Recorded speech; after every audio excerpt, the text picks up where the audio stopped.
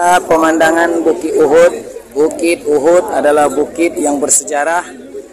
Menurut hadis Rasulullah, apabila hari kiamat nanti, maka Bukit Uhud akan dimasukkan Allah langsung ke dalam surga tanpa dirusak oleh hari kiamat.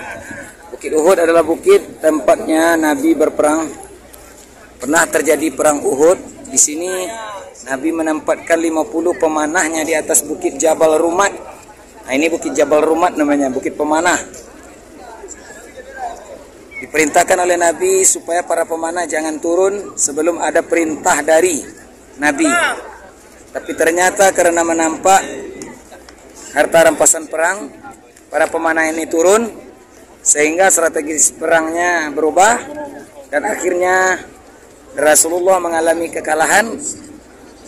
Meninggallah 70 syuhada Uhud. Nah, ini kuburannya. Di dalam tempat ini terkubur 70 orang syuhada Uhud.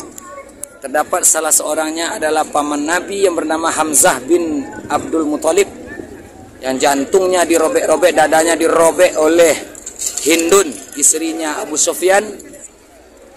Jantungnya dijadikan liontin, kalung. Digigitnya jantung Hamzah oleh Hindun.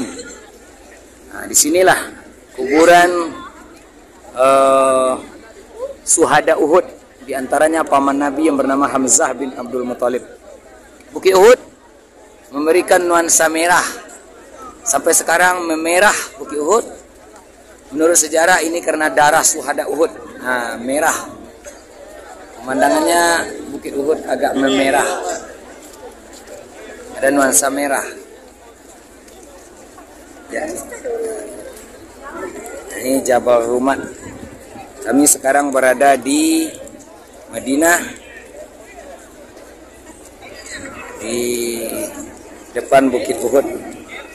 Bukit Uhud, kata Nabi, kami mencintai Uhud dan Uhud mencintai kami.